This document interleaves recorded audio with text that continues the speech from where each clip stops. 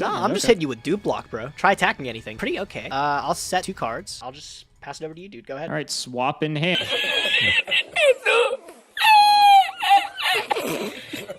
Hey guys, welcome back to another episode of the Yugitube Digest, where I talk about the best Yu-Gi-Oh videos of the week. It might get changed to monthly now. School's been really busy. It's been a little while. Sorry about that, guys. It's gonna be a little inconsistent, Yugitube Digest is, but hope you guys stick with me. And sorry, this one's gonna be a little bit short. I only had time to review a couple videos. School's been really busy. Turns out being a graduate student is time consuming. So yeah, almost all of these videos, every one of these videos is a recommendation. Alright, and let's get right into it. And we're going to start off with CIMOOOO's progression series, Clash of the Rebellions, episode 54. Alright, so this one, definitely not one of my favorite episodes, unfortunately. Gage, what were you thinking? What were you thinking, Gage? Oh, God. I see where he was trying to go with this. This deck has a lot of draw power. As we saw in game 2, he can go through his deck very quickly, especially with all chicken games, the pseudo spaces, the terraformings, and just substitute. With all those cards, he can go through his deck very quickly, swap frog, whatever. But it has to lead somewhere. Like in regular like substitute swap frogs in regular Yu-Gi-Oh, it used to be Mass Driver, which caused FTK. It has to lead somewhere. It has to lead to a win. And Gage just led to nothing. It was just there. Apparently he did say he didn't open optimally both games, which, like, if you don't open optimally 2 games in a row, it's kind of just inconsistent deck building. But he says his his most optimal opening hand, probably Painful Choice and Substitute and some other way to special summon monsters, probably Swap Frog. He probably if he opens that, it will guarantee him a Stardust Dragon and a Herald of Perfection, or Herald of Ultimate, whatever, the Synchro 4 Herald. That's an Alminagate. And that's a decent board. That's a pretty strong board. Hard for anyone to deal with, but God, he opened so good in his second game, where basically what he did is end with 2 dupe frogs and got that lockdown. And you guys saw the clip in the beginning. It was fucking hilarious when Cimoooooo opened up with the dark hole. I busted out laughing. That was fucking insane. That just shows this episode in the whole. Gage went all through all of that to come up with this dog shit strategies, which is like worse Watlock. It's literally worse Watlock. And it got defeated by Dark Hole. I mean, Watlock can't beat that either, to be fair, but God, it was terrible. It was kind of fun. Cimoooooo's deck was really cool. Cimoooooo had a really cool, good deck. He had a good deck. Shadal and Perform Mages. That's just a good deck. It's a fun deck too. Cimoooooo's changing. He used Batteryman last episode. That was a great duel. God, last episode, it's such a good duel. That's probably a top 5 match in all of progression. This, probably low. It might meet the medium, because there's a lot of really bad matches in progression series. But yeah, that's what I thought of it. Alright, on to the next one. Next up, we have MBT's Progression Playoffs Crimson Crisis. Okay, so as always, banter is amazing. I love their bits. The bits weren't as good this time, but still love them. Love every single person. Every Leah, Danny, Brent, Gavin, MBT, great personalities all around.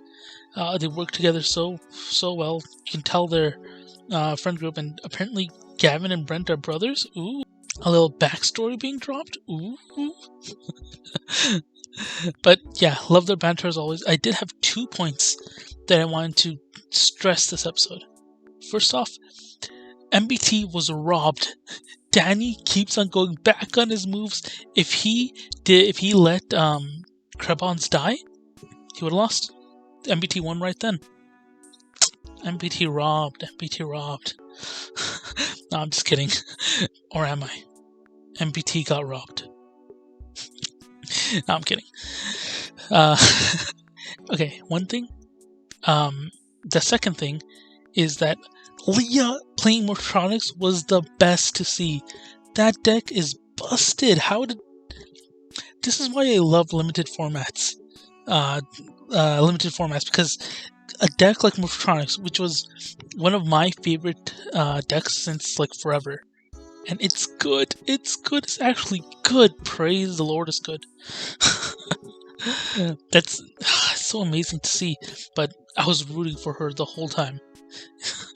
She was really close to losing that second game. Then she just brought it back out of nowhere. It's amazing. She was really close to losing the first game too, actually. There was one move where she had almost no resources, like maybe 3 cards total, and then she played the level 2 Call of the Hunted, and everything came back. It all came up Leah.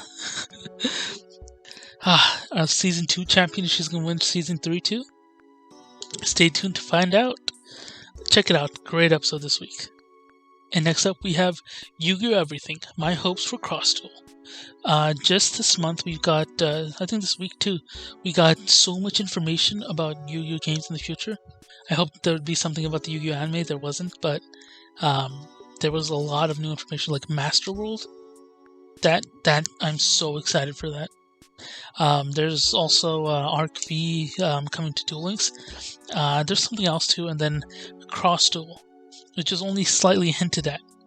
And this is just Dylan from Yugioh Everything talking about his hopes for Cross Duel, which he says there's already like serious competitive game modes for Yu-Gi-Oh already, and he just wants Cross Duel to be something fun, where just friends get together and can betray each other and stuff, and that was great to hear. I completely agree. You mentioned the Yu-Gi-Oh anime, where the iconic 4-way duel between Merrick, Kaiba, Joey, and Yugi in the Battle City Tower. That was one of my all-time favorite duels, even though it didn't even have a real ending. I mean, it did, but nothing was definitive. It was just like a pre-duel, preliminary duel, kinda, just to determine ranking. And God, that would be so fun. Just imagine the cast of Progression Playoffs. Leah, Danny, Brent, Gavin, MBT, all of them doing a cross duel. It writes itself. It's literally top tier entertainment, and that's what I hoped also. Check him out. He goes way more into depth, puts his thoughts a lot more clearly. But yeah, check it out.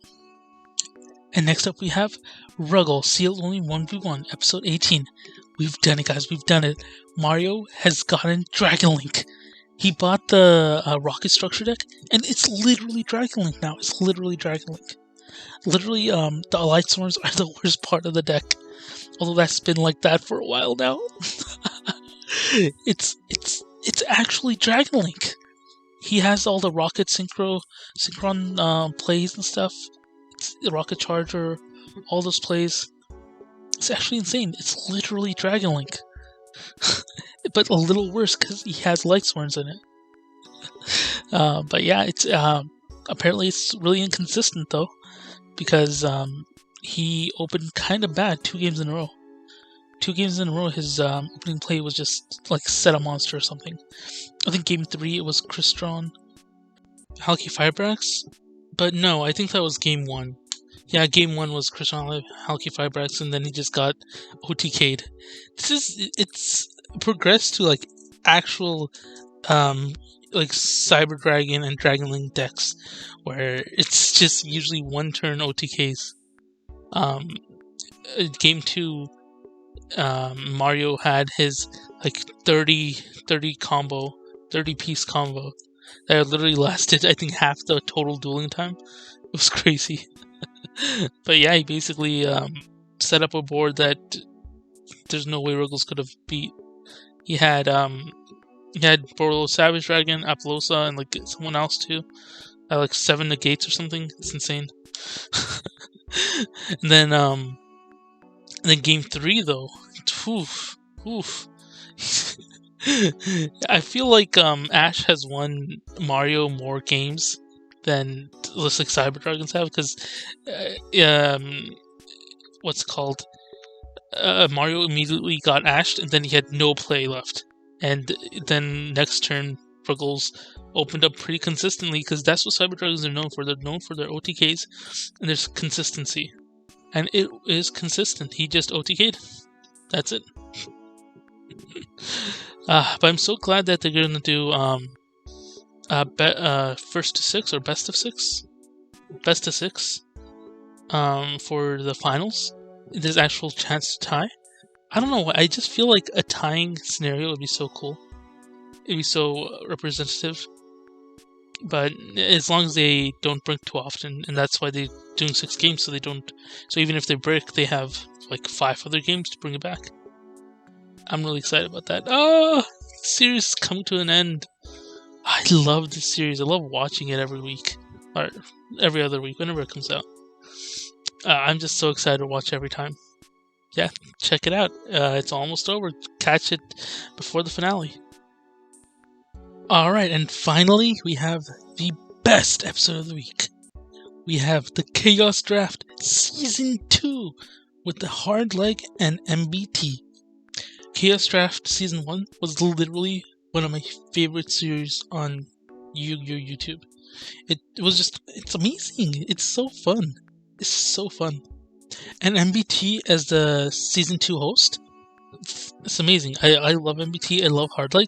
Perfect combo. Alright, let's get into it. So, this was a really long video. This was one of the reasons why I couldn't watch so many Yugioh videos this week. But it's worth it. I love this episode, and I'll break it down. So I'm going to start off with the pack opening phase.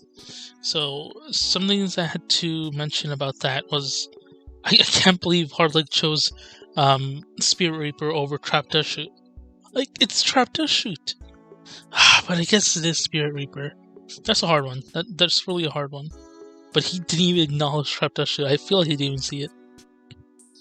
And then MBT picking Gofu over Snow? What? Gofu's so good. It's gonna get so good once you get any good Link monsters. But I guess the chance of getting good Link monsters might be low. I don't know. I feel like Gofu's always the pick. But I guess Snow's gonna be good every episode, while Gofu will only be good like halfway through. Okay. I'm coming around on Snow now. Alright, yeah, I'm coming around on Snow. I think Snow is probably better. Never mind. Then, but how do you pick this? I can't, like, how do you pick Mask of Dispel over Mirror Wall? I think these guys don't remember how good Mirror Wall is. Is it just me? Mirror Wall is good, right? I don't know, man. Okay, but let's talk about the first duel. The first duel was insane. MBT's deck was popping off. It was literally unstoppable. The Redoer was putting in work, just dodging everything, like coming back, dodging, coming back, rabbiting out. And then the shield. Bro, the shield's impenetrable. And then Hardleg, God bless his soul, he turned the shield into an indestructible 3,000 point attacker. It was over by then. Yeah, MBT's deck. I love Hardleg's deck. It's fun. It looks fun, but MBT's deck is just better. It's just better. And okay, let's go on to the second duel. Okay, so Redoer wasn't getting any traps except like one this duel, and this duel perfectly shows like the two decks dynamic. So Hardleg is kind of countering Redoer by building such a monster-heavy and trap-light deck. And Hardleg has, like, on average, weak-ass cards, but when he opens his strongest cards, it's kind of a blowout. His strong cards are really strong. That Abominable Unchained monster, insane. And so is the BES cannon thing. Those are two boss monsters. And the last duel, the third duel was so freaking long. We can see that even though Hardleg won this duel, somehow he got super lucky in winning it. MBT shield came onto the field and just stalled. He just stalled the whole time. He just stalled and stalled. And Hardleg won by just setting defender and letting MBT draw hella extra cards and just not getting killed. It's insane. Hardleg won because MBT misplayed. This is why I love Hardleg. Hardleg always finds a way to win, even though it's off of his opponent's mistakes. Still, MBT summoning what's his name? MBT summoning Jane was his actual downfall. It's but we can see that MBT had all the outs. If he played it smarter, MBT would win. That's all it is. MBT has a better deck, but Hardleg pulls this one out. It doesn't seem like there's gonna be many more. So unless Hardleg pulls everything next duel, but God, such a good duel. I was so excited for it, and yeah, thanks everyone for watching.